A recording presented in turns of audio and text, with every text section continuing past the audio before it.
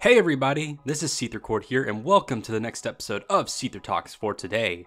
For today's episode, we're going to be getting a little religious here, and before you hit that unsubscribe button, I need to let you guys know that it's not exactly about religion, but we'll be kind of parodying religion for today in a way. The reason I say this is because we'll be taking a look at the 7 deadly sins, but however, we'll be implementing furries into the mix. So today I must introduce to you guys the 7 furry sins. I don't think I'll be putting the word deadly into it because I don't know if YouTube will demonetize that or not. You gotta make it family friendly, I guess, if you want to make a living on this platform, I don't know. Anyways, we're essentially going to look at the 7 major things that many furries do wrong in the fandom. And this is going off of what I think the major 7 are. So if you disagree with any of them or have any other ideas, let me know down in the comment section down below and maybe I'll make another installment to this. So let's just get right on into it then. Number 1. Stealing art and tracing. This first sin is one of the most notable, as well as the most infamously specific one that many people encounter within the fandom, and that is known as stealing art and tracing.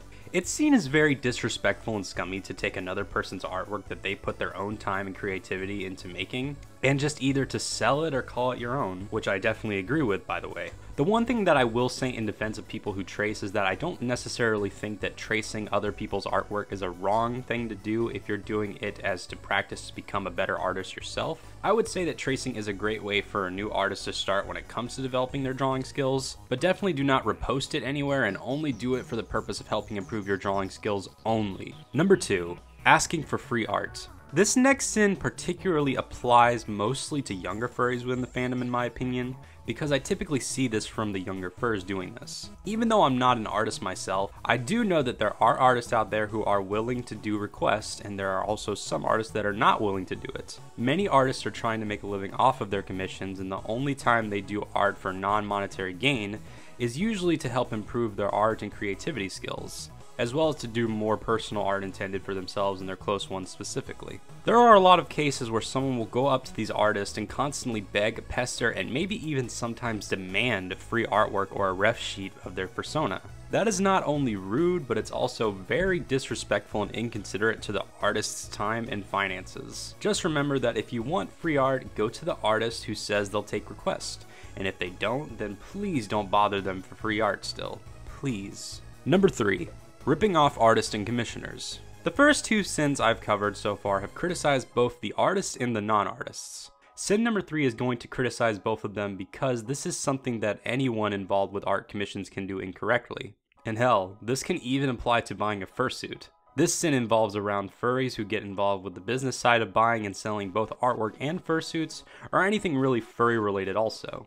The problem that I witness is when either an artist is commissioning art or fursuits and then someone agrees to pay and they give them their payment and the seller never gets on to finishing what they promised even after someone paid. Or it can be flipped the other way completely and someone promises to pay soon and the seller creates either all or a portion of their product and the buyer doesn't even pay at all. In my opinion, this has always been something that I've seen and heard about throughout the fandom, be it when it's the seller's fault and you see an artist beware, or it's the buyer's fault and the artist or maker has to vent out their frustration on social media. In my opinion, this whole situation has always been a very major issue for the furry fandom because it discourages people from wanting to buy art or fursuits, as well as discourages the artists and makers from starting up their businesses in the fandom. Number 4.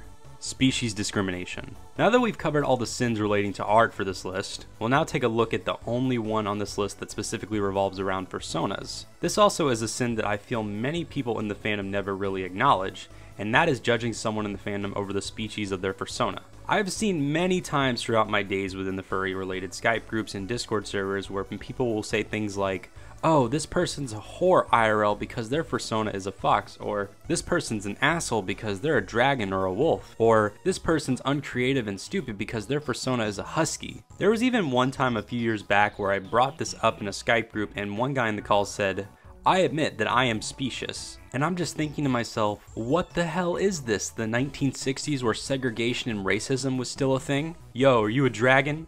Your kind ain't welcome around here. You're gonna drink from that fountain, not this one. I just find this to be ridiculous because who you are and your role in this fandom is not determined by the species you chose for your persona. We're supposed to be a fandom that accepts people from all over, no matter what race, religion, sexuality, gender, or whatever, as long as we all share the same common interest of anthropomorphic characters. And this whole species discrimination crap really contradicts the whole thing. Number 5. thinking that having a fursuit makes you popular. The next two sins are going to focus more so on fursuiting and a lot of the issues and controversy surrounding fursuiting altogether. The first of these two is going to involve the mentality of how being a fursuiter is perceived. The fifth sin that we have today is thinking that having a fursuit makes you popular. This one is kind of difficult for me to debate because even though it's something I want to believe is not true and that it's just a misconception, but at the end of the day, you kind of realize that it is the case. The vast majority of the most predominant and most notable people within the fandom own a fursuit, and the majority of those have used the fursuit to help with their success to getting to the point where they are in the fandom. I think that it's important for everyone to realize that the people in the fandom who deserve the most recognition shouldn't be the ones who have the best or the cutest or the coolest looking fursuit, not implying that these extremely popular fursuiters don't deserve the recognition, but should instead be the ones who have put in the most time and effort into expressing themselves, be it through helping others, or their own artistic creation, or through helping the fandom grow financially, or taking up the business side of the furry fandom. Number 6, touching fursuiters without consent.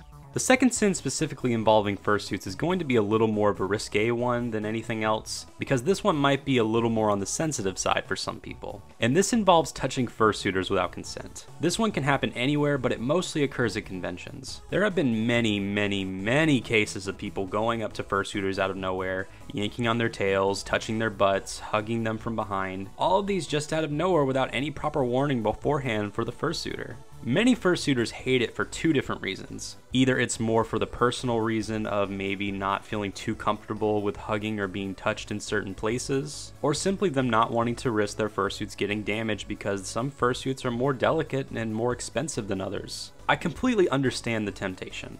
You want to meet them and feel their fur and possibly get somewhat of an experience as to what it's like to own a fursuit by touching it. I'm not discouraging people from interacting or wanting to touch fursuits at all, but please just always ask the fursuiter or their handler beforehand, hey, can I touch your suit please? And if they don't approve, then respect that and move on. Hell, some of them will even have signs stating, hey, display only, don't touch. Number 7, drama. And now for the final sin.